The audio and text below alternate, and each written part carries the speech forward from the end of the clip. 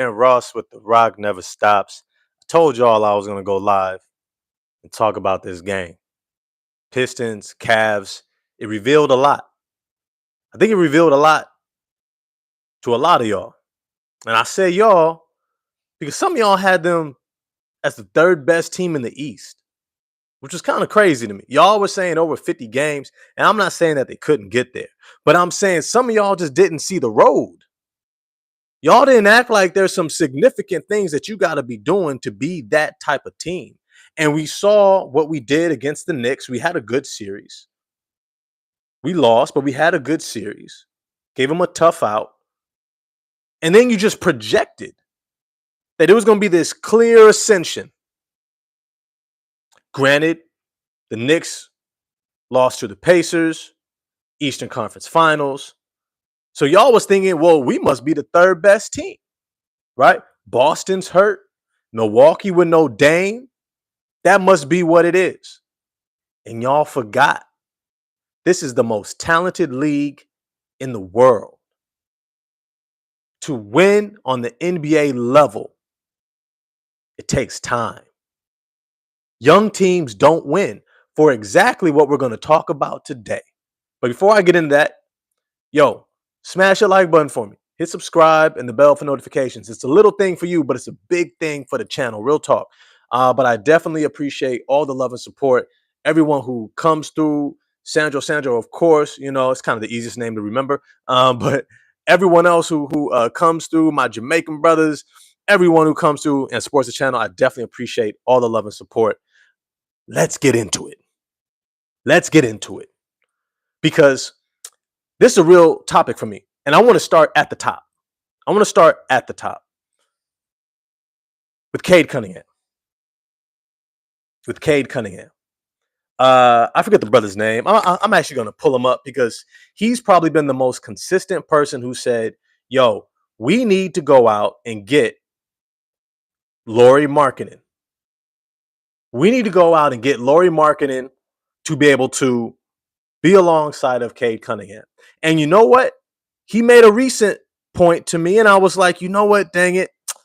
I got to give you some of that. I have to give you a little bit of that because Cade does need help. But something that I ended up thinking about was, is Cade even ready for Lauri Markkanen?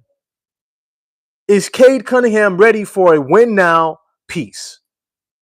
A 28-year-old in his prime veteran who is tearing it up in the NBA. Who's tearing it up. Lauri Markkanen is a talent. He's an incredible talent. He's playing winning basketball at his highest level. Yeah, low budget gamer. That's who it is. Low budget gamer. Right? He responds to all my posts, all my short videos, all that stuff. And he's constantly talking to me about Lauri Markkanen. And I keep coming back to him like, yo, man, I don't know if I'm willing to give up so many pieces for this guy who's making $50 million plus every year for the next 5 years, 4 or 5 years. Now, granted, it's nice to have somebody locked in, but his injury history and how much he costs is really concerning. Now, granted, maybe Utah was just trying to keep him under wraps, trying to say, hey, we're trying to tank to try to get Cooper Flag, right? So we're not really trying to play you. We're finding excuses to not play you. So maybe that was the case. Maybe he's a 68 to 75 games a year player all along. Maybe. But if I'm Lauri Markkanen, would I want to go to Detroit? I got a great coach in Utah. I got a team that's built around me, allowing me to do whatever I want to do. And then you got Cade Cunningham. And I'm not saying Cade is not legit. He's a great talent, an incredible talent. But is he ready to win right now? And my answer is 100% no. It is a no. How he's playing right now is a lot like how he's playing for the last couple years. Reckless, makes the game harder than it needs to be, can be very inconsistent and turnover prone. I know he's great in the locker room with the guys. He has great rapport, but I'm concerned about his ability to hold his teammates accountable. Is he too much of the friend and not enough of the leader? Is he even doing the things that they should be following on the court where they need it the most? I know he's doing great in the weight room, doing great on the basketball court, working on his game, training, all that stuff. Nobody questions that, right? Keeps his body in great shape, all that stuff, right? He's doing those things. Can he stay out of foul trouble? Can he make the right play at the right time? Not just the spectacular play. He's got that down. As a matter of fact, this roster is full of guys who can make the spectacular play. Isaiah Stewart flying in for the block at the rim. Ron Holland with the steal, getting out in transition dunks. You got Asar Thompson, steals and dunks and steals, cutting off the ball, attacking the basket. He's just teeming with potential. Jaden Ivey, he's a flash, right? Jalen Duren, he's just a young beast, bro. He's almost like X-Men beast, right? So strong, explosive. He gets that ball in his hands, great hands, footwork, all this stuff. They make the greatest plays, the alley-oops, all of it. Can you just consistently make the right plays, though? Is Cade leading them in that regard?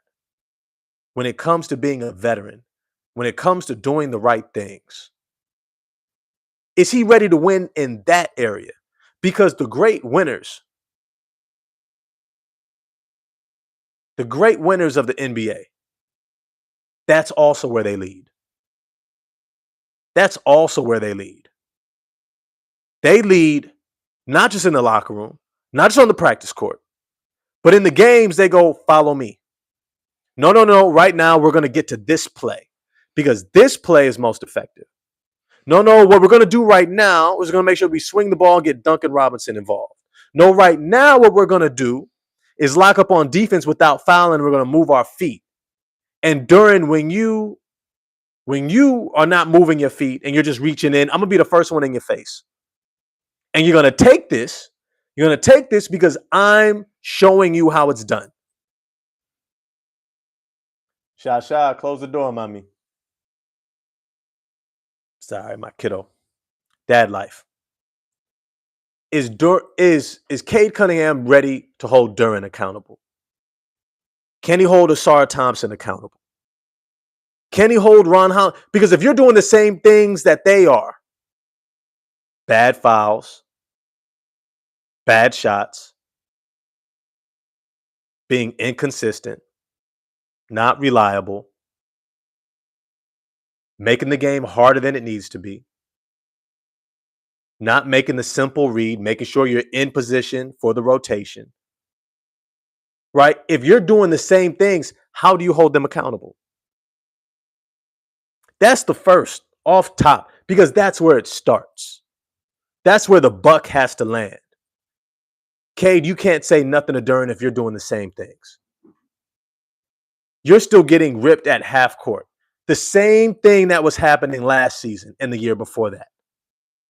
You should know by now if they pressure you full court, you've got two options. Call to somebody to come get the ball out of your hands and jog down the court while your team initiates offense and then go get the ball at the mid post and give it to them. Or you blow past them. You put that shoulder into them, get that little bump. Right when you get past that three-point line, step back and pull up. You got to punish them every single time. You know what you don't do? You know what you don't do, Cade? I'm going to tell you what you don't do. I'm going to tell you what you absolutely should not ever do. When they're guarding you the full length of the court, let them turn you 3, 4, 5 times. And then as soon as you cross half court, pick the ball up, allowing the double team to come and then try to loft the ball over the double team's head. That's what you should never do anymore. Some of these things you have to iron out. So when low budget gamer comes to me with, we should go get Lauri Markkanen, I look back at low budget gamer and say, I don't know if Cade Cunningham is ready for Lauri Markkanen. Because Lauri Markkanen knows better. Lauri Markkanen's got a nice handle for a 7-footer. Probably the closest thing to Dirk since Dirk. You know what he knows not to do? Waste time bringing the ball up the court. Get ripped right past half court. These are basics. These are basics. The next person that I got to start questioning is JB Bickerstaff. What were y'all working on in training camp? I don't want to pretend like I need to know all the details and as if I have, as if we got to start comparing, coaching knowledge. I ain't gonna do that. I'm not gonna be one of those disrespectful critics on YouTube who act like we know more than you. I know there's inside things that I will never know and don't need to know. I'm just asking, what was y'all doing in training camp? A little bit sarcastically, a little bit being just facetious about it, and then also rhetorical in the question. Why are we still seeing the same things that y'all were doing wrong last season, this season? That's the real question. That's the real question. What is it that y'all were working on? Y'all weren't working on your schemes to make sure that you are reducing certain turnovers? Like certain turnovers should no longer happen anymore? Certain fouls should never happen anymore? You should have had refs. I would have had referees because you actually got a budget, right? You have a budget. So I would get NBA referees, even college, but go get some NBA referees. Bring them in to your scrimmages throughout training camp and then be hyper on the whistle. I mean, touch fouls. And then tell your team, play Detroit basketball defense. All effort, moving your feet, flying around, get deflections, get blocks. But the moment you get handsy, the moment you're not setting your feet on a screen, the moment you're just reaching in instead of moving your feet, beep, beep, beep, and then have a consequence for however many fouls that they're picking up. Training them to play great defense without fouling. That's the point. Train them to play great defense without fouling. It can happen. You know how it looks? You want to know how it looks? Just look at Cleveland. The Cavs just did it. The Cavs just did it. Wasn't it like a season low in points? Cade having the worst game of the season? There's levels to this. I get it. You're going up against the reigning defensive player of the year in Evan Mobley. He covers so much ground. He makes it incredibly difficult. You have to be so sharp going up against 6'9" DeAndre Hunter, 7-foot Evan Mobley, 7-foot Jarrett Allen. Then they come off the bench with Larry Nance Jr. They got Thomas Bryant. They got Dean Wade. They got guys who are going to be physical on the interior. And that's not even Max Strus, who's waiting to get healthy. Sam Merrill plays really good D. Right? So it's like, I get it. They're a top-notch defensive team. But shouldn't you be training for that? To beat those teams? Because if you can beat those teams, you can sure as hell beat the rest. What were y'all doing in training camp? I shouldn't still see the same mistakes from last year. I get it. You got new veterans. You got new players in different roles. Ron Holland has a bigger role. Duran has a bigger role. Cade, Asar has a bigger role. I get it. I get it. Train for great defense without fouling. Limit the turnovers. Train them to play hard, to play their flow of the offense, whatever you're trying to execute, without turning it over. Cade, get the ball up court. Stop letting the Josh Okojis of the world have their moment in the sunshine against you. Play our brand of basketball without the mistakes. That's the second person I'm holding accountable. This team is not who we think they are. They're not a number 3 seed. They may prove it different. I forecasted them as a top 5 seed, similar record, somewhere between around 46 to 48 wins. Uh, Probably a number 4 or 5 seed, somewhere in there. Especially once Jaden Ivey gets back, he solves a lot of their issues. Because when Jaden Ivey is bringing the ball up the court, it's a blur. He's gone. And if you have 3 ball handlers, it makes it that much harder for teams to press Cade full court. And especially with guys like Asar and Ivy being able to attack. If you remove one of your defenders and you open up the court by pressing Cade full court, he throws it ahead, that thing is wide open. It's wide open. All that's to say is that right now, this team right here, these Detroit Pistons, these ain't Detroit bad boys. This ain't the hard hat. No, stop. Those teams were vets, high IQ, played the game the right way, weren't sitting here complaining after every single call. Look, Ron Holland, you have proven nothing in the NBA to warrant the referees give you the benefit of the doubt. You have proven nothing. Nothing. Play hard, put your head down, stay locked in and focused. Get great at making the simple plays. It's a long season, bro. It's a long season. Jalen Duren, I don't want to hear nothing out of you, bro. I don't want you to fall to the ground and give the. What is that? What is that? What have you done? Oh, you made an all-star game? Oh, you was a first team all rookie team, right? You were most improved player. No? Okay.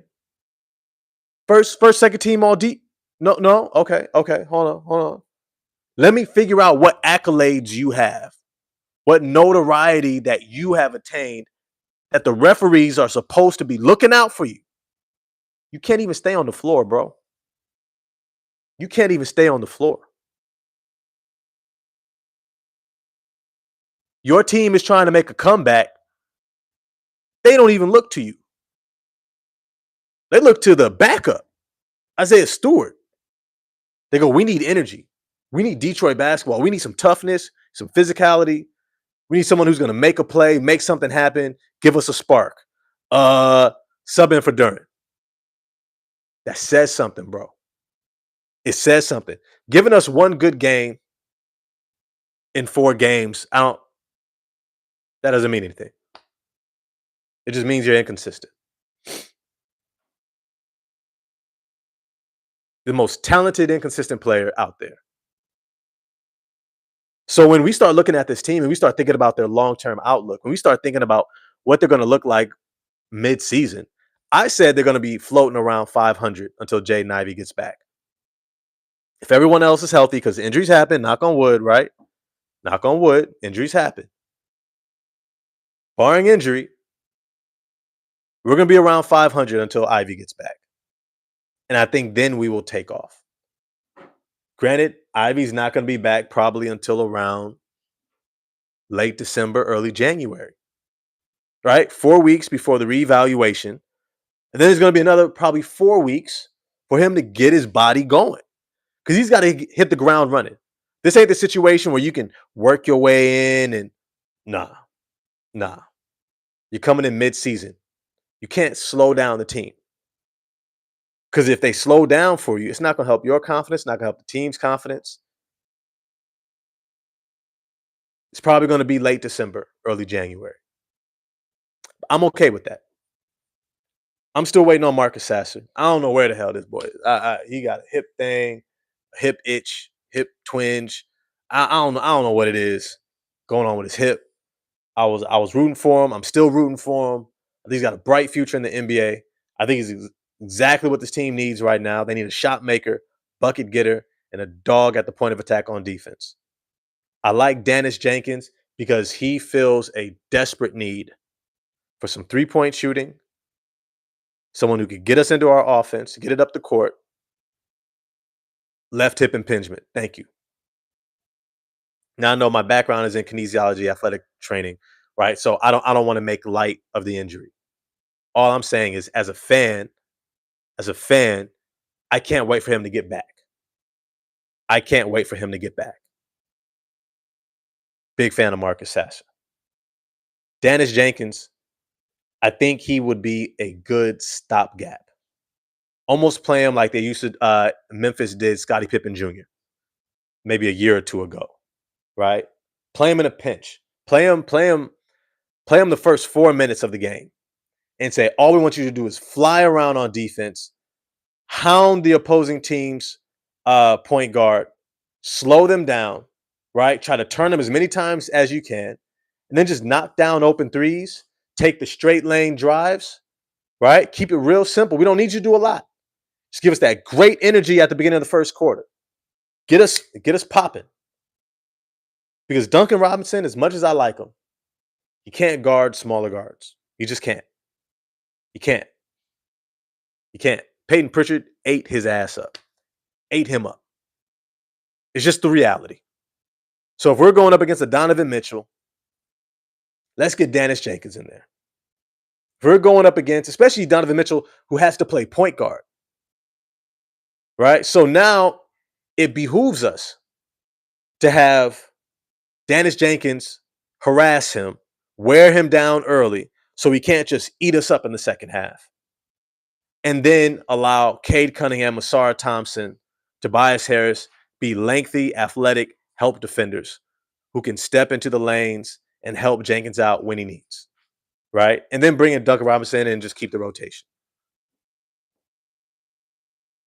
Let me get to some of these chat statements here. We are missing that scoring off the bench. Hell yeah. Every game we're fighting to come back instead of holding the lead. But here's the thing. Yes, we are missing bench scoring. We're missing Marcus Sasser. We're missing Jaden Ivey. We're missing Karis LeVert, right? We are missing a lot of we don't have our full accompaniment. That's the reality. But we still can't beat ourselves. There is no excuse for beating yourself. There is absolutely no excuse for beating yourself. Yes, we need more bench scoring. Okay, I get it. We have a lot of injuries. That's the reality. All right. Ron Holland is going to have to carry the bench load. I would like to see some Bobby Klintman. I kind of would. I think he can bring us some shooting. He's also a natural facilitator, really good passer. At 6'10", I think he can bring some shooting, floor spacing. But I know we trying to give Isaiah Stewart some more minutes because Jalen Duren is getting more minutes. I like Paul Reed's energy. So it's a bit of a trade-off there. Paul Reed or Bobby Klintman. I get what we're trying to do, but it's got to work. Paul Reed, this last game, just doing too damn much. I love you. You play hard. You're a third string guy, masquerading as a second string guy. I get it. I don't want to knock your game at all. I love your game. I love your effort. I love what you bring. Keep it simple, my boy. Keep it simple. And if you're going to make a move, make the move simple. Make it real simple. You know what I mean? But I don't want to spend too much time on Paul Reed because it's really not on you. Asar Thompson. What did I say to Asar Thompson? This was a tough game for you. It just was. I think you're still figuring it out. But I need you to be more conscious of what you know your role to be. Every single time the ball is coming up the court, you cannot abandon the ball handler, especially Cade, and just run to the corner. Every single time, you should be right there alongside of Cade to say, hey, if this Josh Okogie guy, if this Sam Merrill, who else was out there? Dean Wade, some random cat wants to press you 90-something feet, just pass me the ball, Cade. I got you, bro. I got you. Go on down. I'm going to give it right back to you. That may seem like a little thing, but it's a big thing for our team. I need you locked in. I need you locked in. I need you locked into that role. The last person that I wanna say something to, Isaiah Stewart. You're supposed to be the influence on Ron Holland, not Ron Holland being an influence on you. You're supposed to be the big dog. He's the little dog. He's the young pup, right? He's the one that yep, barks, starts all stuff, yeah, and then you're supposed to trot behind him and be like, hey, watch out, little fella. Show you how this is done. That's what you're supposed to do, Stu. Beef Stew, Isaiah Stewart, my Jamaican brethren. Much love for you. Be a leader, bro. Be a leader. Be a leader. I need you to start being the one that's telling Ron and other guys to calm down. Keep your fire and hold the line. When Duran's getting those quick fouls and he comes out the game, don't give him the little we macho brother. No, be the first one being in there, be like, bro, man, what are you doing, man? Come on, snap out of it, bro. Let's get going. Duran's not giving that effort. If he's not flying up and down the court, you should be right there on the sidelines giving him that eye like, bro, this ain't what we do. This is not what we do. You supposed to be leading that dog pound. That's your job. Lead the dog pound. Lead. Lastly, Tobias Harris. You're the incumbent veteran. JB Bickerstaff is depending on you to be in these guys' head, to talk to them, to get them focused. We need more than just your consistent play on the court. We need more. We need some real leadership. We need Tobias Harris, Unk, who's going to look at Cade and be like, bro, keep it simple. And I've said this over and over about Cade Cunningham. For all his talent, he makes the game so damn hard. He makes it so hard. When you look at SGA, I keep saying this, and James Harden, two best kind of prototypes for him, even Luka Doncic. They don't let people ride them and press them. They don't let them get all up on them. Those guys are more than strong enough to let somebody ride them and still try to score, but they recognize that that's not efficient. And efficiency is the name of the game. That's how you win. We're trying to win, not just prove that you can score against anybody or any type of defense. We're here to win. Cade, I should be seeing you get to that free throw line, the free throw line step back jumper. You should be taking that anywhere between 4 to 6 times a game at least. At least.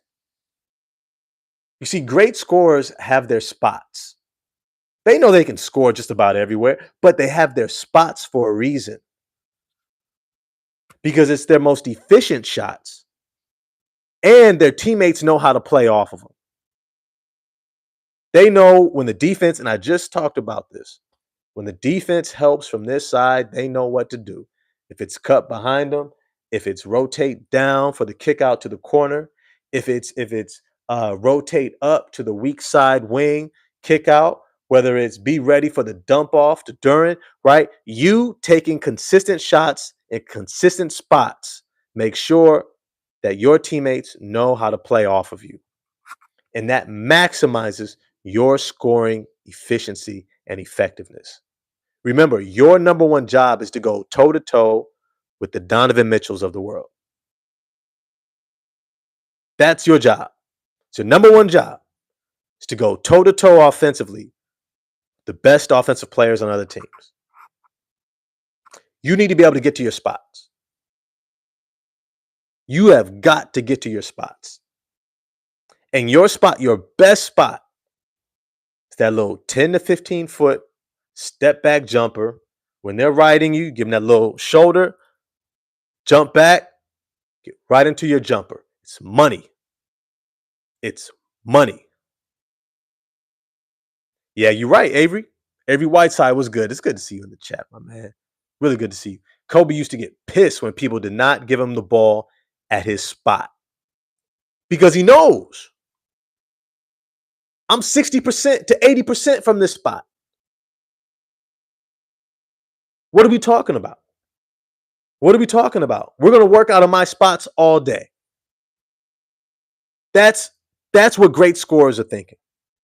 If we work out of my spots, we maximize our team's potential to win. This was a game against the Cavs. When the bleeding started, you couldn't stop it because you're making up shit as you go. You're making it up as you go. Well, I think I'm going to split. I think I'm going to try to drive baseline. I think I'm going to try to get all the way to the rack. I think I'm going to try to do a little hook. I think I'm going to try to do this. I think I'm going to try to do that.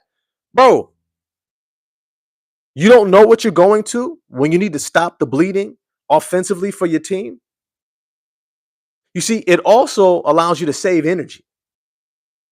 You know how many steps, how many dribbles you need to get to your spot. You know just how much energy to put forth to get your shot. That's why it's so important that you work out of your spots, whether it's that little baseline step back from 10 to 15, whether it's that elbow free throw line area step back, or maybe a little push shot over the top of a smaller defender. When you work in that range, you're unstoppable. Because even if you miss, you're not falling out of bounds. You're able to jump right back up, get your rebound, go right back up. But these are things that you're supposed to know going into a game. You should be game planning for this. You should be game planning for, hey, you know what? Tobias Harris, be ready to knock down this J because we're going to run this play to my spot. I know Evan Mobley is going to come to help. As soon as he does, I'm going to kick this thing to you. You're going to hit that shot, and that's going to keep Evan Mobley honest for the rest of the night. That's how you're supposed to be thinking about it. Then when we got Evan Mobley honest, now we got to get Jarrett Allen honest. So when Jarrett Allen comes over to help Jalen Duren, I'm going to dump this thing off to you. We should have went to you 2-3 times in a row. First 5 possessions. And now that everybody's honest, now we can work this thing through. Jalen Duren's supposed to know exactly how to approach the game. But the thing is, if you aren't approaching the game methodically, how is Duren supposed to? If you're doing the same thing he's doing, some random stuff from day to day, game to game, it's randomness. We don't know what we're going to get. We're going to get the 18-footer today, Duren? No? Kate, are you going to post up a smaller guard today? I don't know. Are you even going to try to get that mismatch and then post them up? No? Cade, you have to be a better leader. And once again, I got 24 people in the chat. Yo, I appreciate all y'all coming through for this live chat. Definitely, for sure, smash the like button for me. It's a little thing for y'all, but it's a big thing for me. Hit subscribe and the bell for notifications. I appreciate all the love and support. We're just going to go a little bit longer. This team is not where we think they are. They're not. Frank Nitty, what's good in the chat? It's good to see you. This team is not where we think that they are. They just aren't. They just aren't. They do not have the maturity or the consistency. Yo, Dev, what's good? Coming through with the super chat. Appreciate it. Appreciate it. Much love. Much love. This team does not have the maturity, the professionalism, what professionalism means is your approach allows you to be consistent, but also reliable when it matters the most. When it matters the most, can I look to you? Can I look to you? Or are you going to make the boneheaded play that keeps the bleeding going? And when I say the boneheaded play, I don't mean that the other team is playing great defense and they block your shot.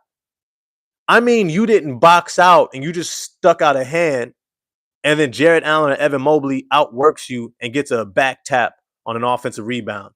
And now Donovan Mitchell is knocking down a 3 or getting to the free throw line.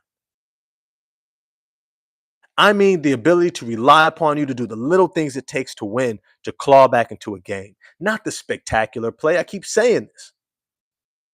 Being a professional means you're great at doing the little things that it takes to win, that creates opportunities for the bigger plays. If you're not satisfied with just moving your feet, stop trying to reach in and get steals all the time. If you're not satisfied with boxing out, stop trying to do all these extra uh, uh, over the back rebounds, tip outs. Stop doing all the reach ins if you're not fighting to be in position. That's what it means to be a professional. Reliable, consistent. And the thing is, the sad thing, the Cleveland Cavaliers were looking at the Detroit Pistons last night, not like food, because that would be disrespectful. They were looking at the Detroit Pistons like their little brother who they knew that they had their number. Because the little brother is going to let you get into their head. You could talk them, joke, take jabs at him, maybe foul him once or twice. He's going to get frustrated.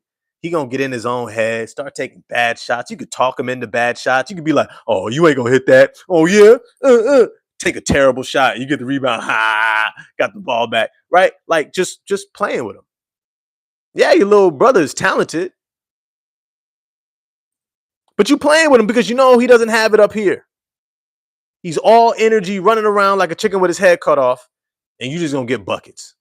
And he's gonna lose. And then you're gonna trash talk him. And then he's gonna run inside, Mom. And you're gonna laugh at him. And then mom gonna be like, oh, quit messing with your little brother. All right, whatever. You're gonna keep jabbing him. That's what they did to the Detroit Pistons. Whenever they wanted, they could run it back up to 30 points. Gretzky, it's good to see you, Gretzky, in the chat. We definitely need Ivy back. But we need this team to grow up more than anything. We need this team to grow up more than anything. Mature.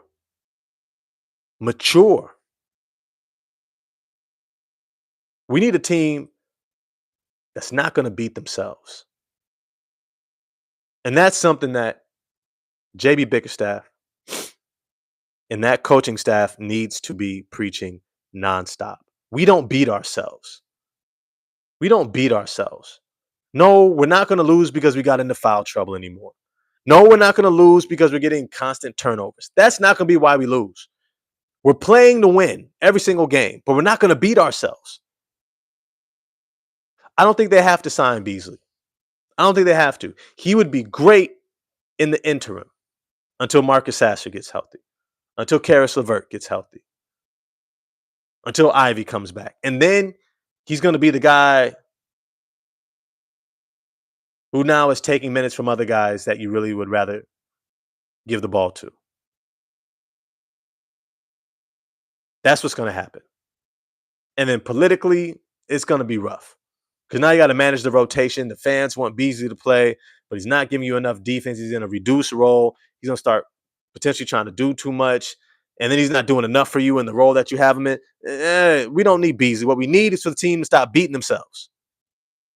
Mega Hustler was good. Pistons should bring in James Wiseman for a big man help off the bench since Pacers cut him. Maybe DeLon Wright too. I would not be mad at DeLon Wright.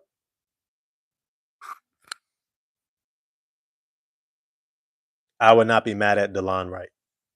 If for nothing else, he can mentor the younger guys. James Wiseman, I mean, look, there's not a lot of minutes for James Wiseman. If I'm James Wiseman, I'm looking for some place that needs a center.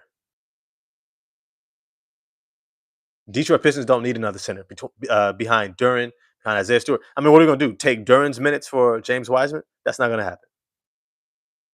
But what I would like to see is this is what I would if I was JB Bickerstaff. And I'm not JB Bickerstaff. He knows his players way better than I ever will, right? He spends time with them. They probably come over his house. They probably met his kids. He probably knows them and their parents, their family. He's so involved with them, you know. But this is what I would do if I was JB Bickerstaff. I would go to a beat reporter and I would say, the next time we have a whole bunch of turnovers, I want you to ask me a question. What's going on with those turnovers? Next time we have a bunch of fouls and guys get into foul trouble, I want you to ask me during the post game why or what's going on with the fouls. And that is going to open up an opportunity for me to hold their behinds to the fire. Yeah, that's something that we've been working on. Something that they know that they have to improve upon. Something that we're at a point now where we just don't have any room for that. We don't have any time for it. It's working against our goals, and we need them to step up. And we know they can, and we believe that they can, but we need to see it. I need to hear accountability, not just you covering for these guys. I know they're young. I know they're young. It is what it is. Because the reality is, Trajan Langdon should not be waiting past December to know if these guys got it or not. 100%. He should not be waiting past December. By December, by the end of December, going into the new year. You done? Okay, good job, kiddo. Kid's doing her homework. Proud of my little girl. Got the coolest kid. Oh yeah, put the headphones on, kiddo. Here you go. Got to work on your hands though. But look, hold them accountable. JB, hold them accountable. It's okay. They know you love them. They know you care. They know that you're invested in them being the best players that they can be. But you still got to hold them accountable. Because you can't keep doing the same thing year after year after year after year after year, bro. Duran's been dealing with this since his rookie year. Cade has been dealing with this since his rookie year. Right? We have to see that you are able to cut this off at the pass. This turnover doesn't happen anymore. Cade Cunningham picking the ball up right past half court doesn't happen anymore. Jalen Duren reaching in, getting called for the foul, doesn't happen anymore. Moving screens doesn't happen anymore. Some of these things need to be removed altogether. No, good point, Ethan. Good point. Growth isn't linear. Effort needs to be more consistent. That's the one thing that's always in your control. Completely. But every game, they need to have, instead of having that, like that WWE wrestling belt that they give out to the dog pound member or something like that, instead of giving that out, I want them to give out a bow tie or a top hat. I want them to give out most studious award for being locked in to what they know they needed to improve upon.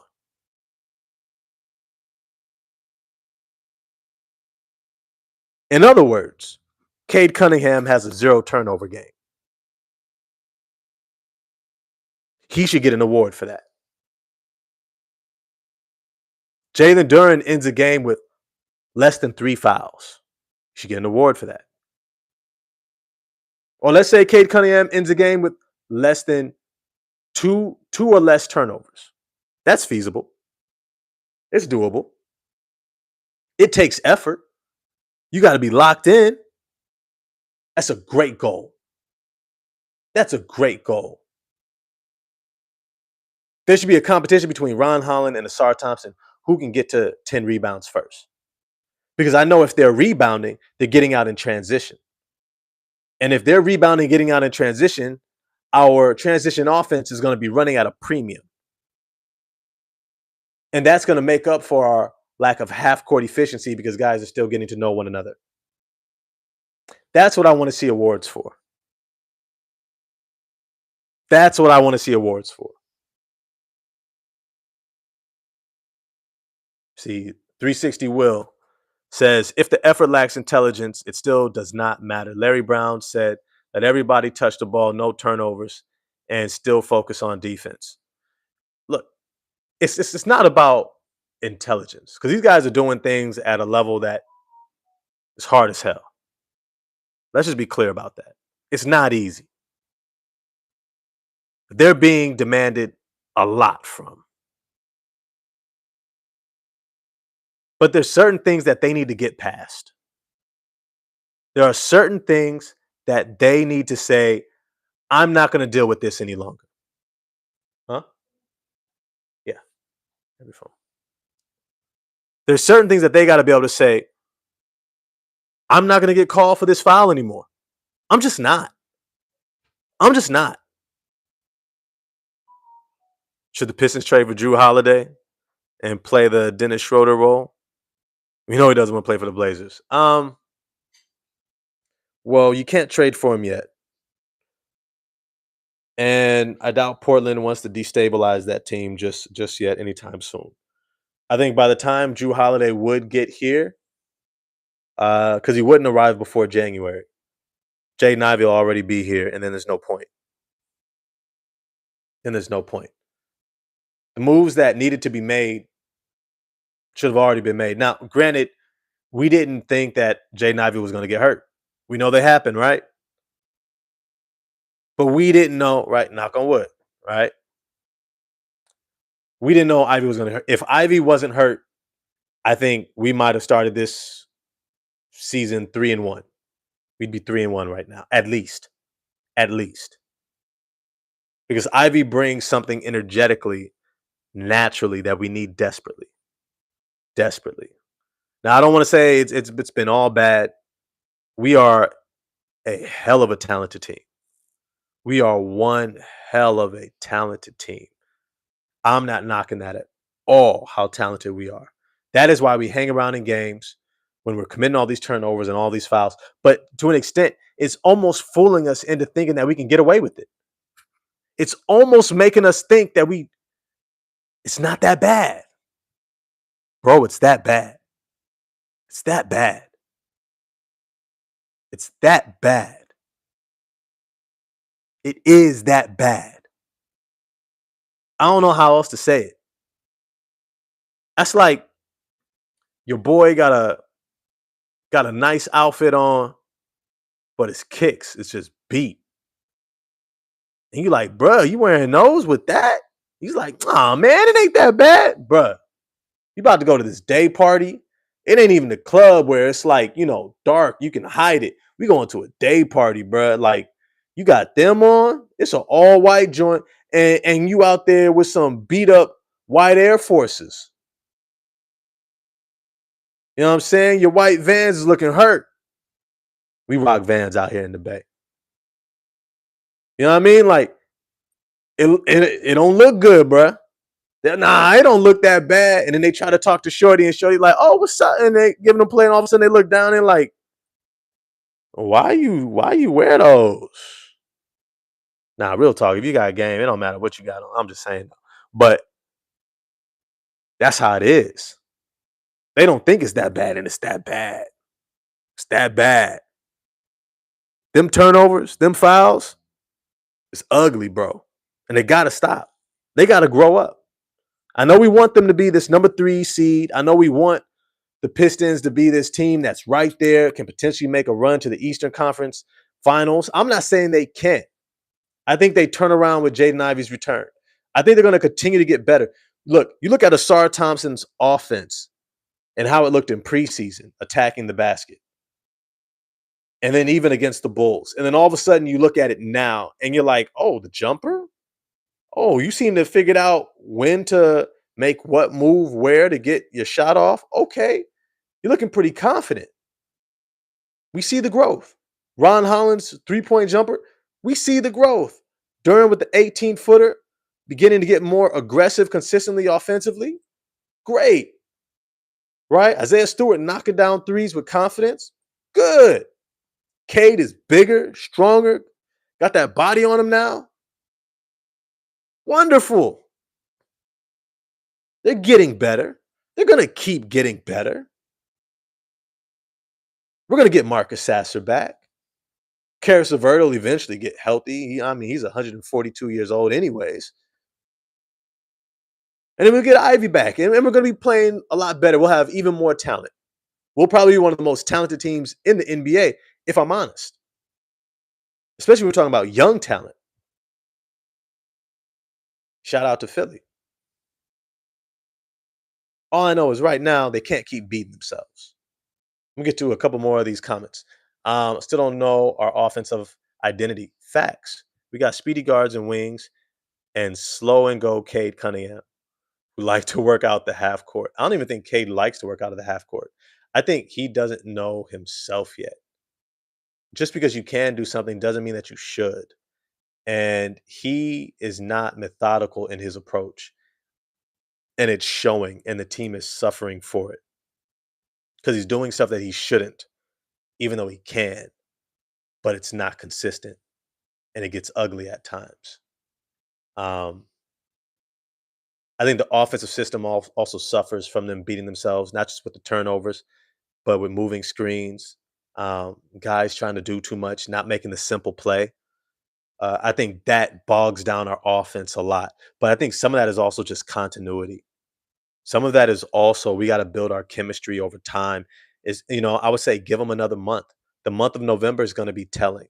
I think how we leave the month of November will be far more of a outlook for the rest of the season than just this early month of October. Right? We probably got what one or two more games. We got about two more games left in the month of October. Um, I don't even see who we're playing. Who do we got next? Who's the next two games for the Detroit Pistons? Somebody look up for me. Next two games for the Detroit Pistons. I always like to rely on the chat.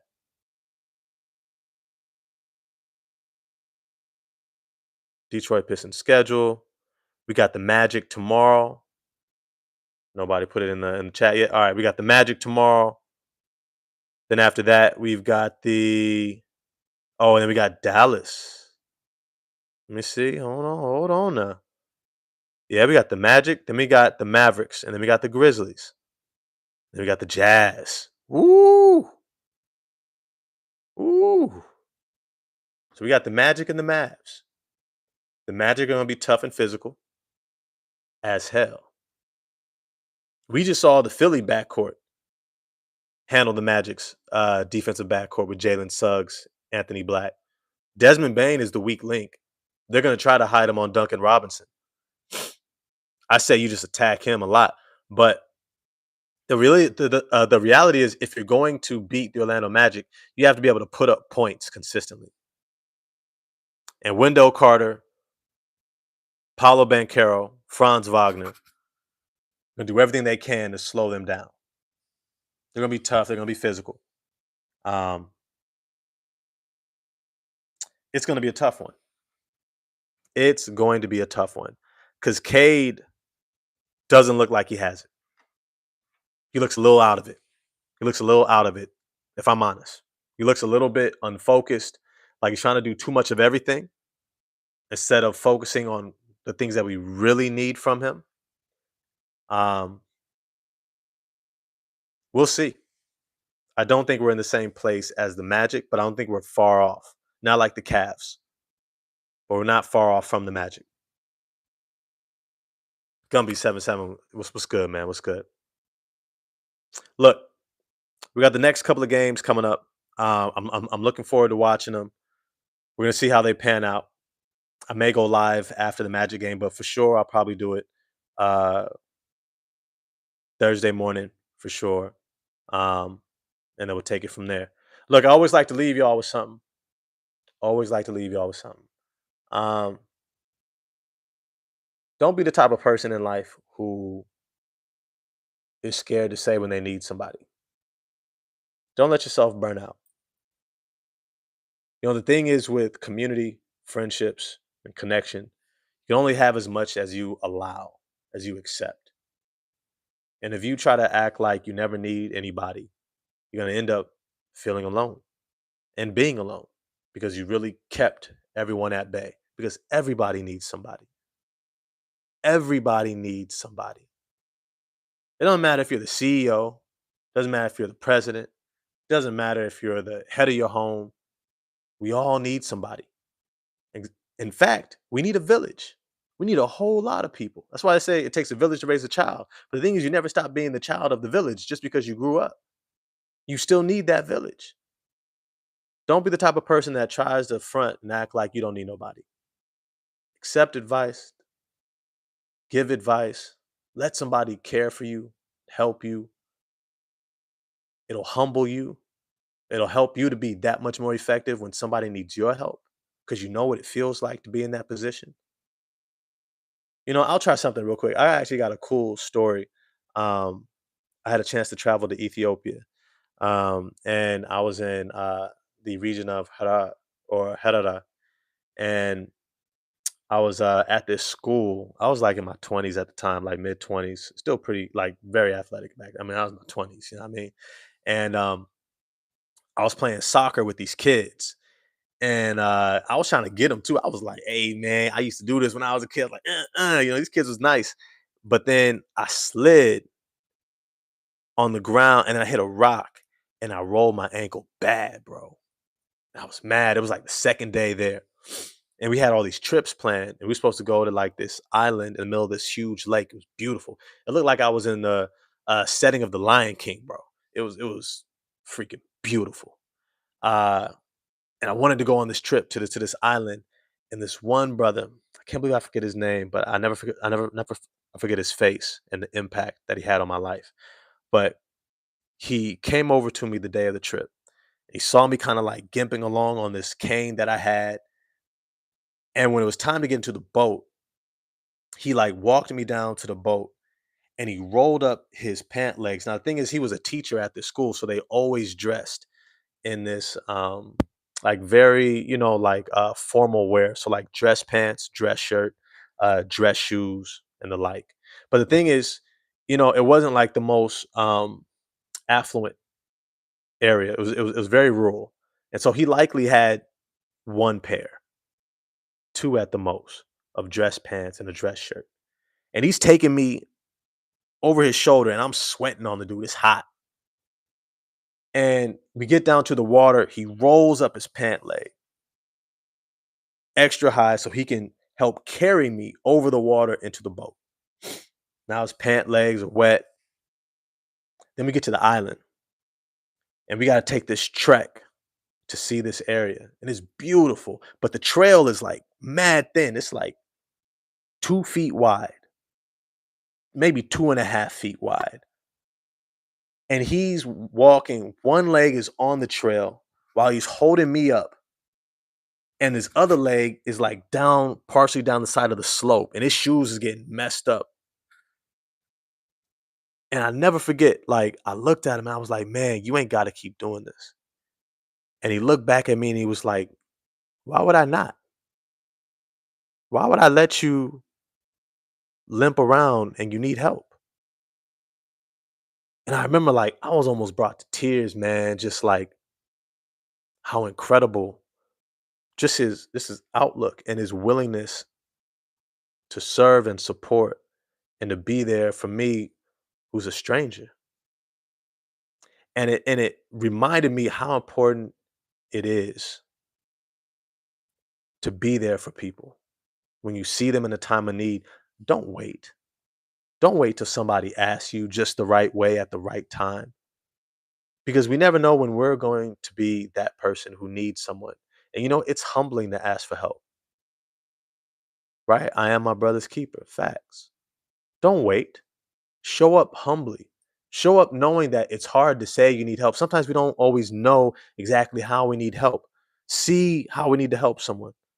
Step up and be that person for someone because we all need that. The dope part about it is when you normalize that within your community, now everybody's doing it. And when it's your turn to need help, you ain't got to cry out for it. You ain't always got to reach out for it. Or, like most of us, not say anything because we don't got the words or we're too prideful. Be somebody's keeper today. Be somebody's keeper tomorrow. Be that person. And that village will be there for you too. Ashe. With that, y'all have a great night. Get some sleep, get some rest, take care of yourself. I'm gonna see y'all. We got the game tomorrow against the Orlando Magic. Um, it should be a good one. I think it's gonna be competitive. I think these Pistons got a lot to prove for themselves.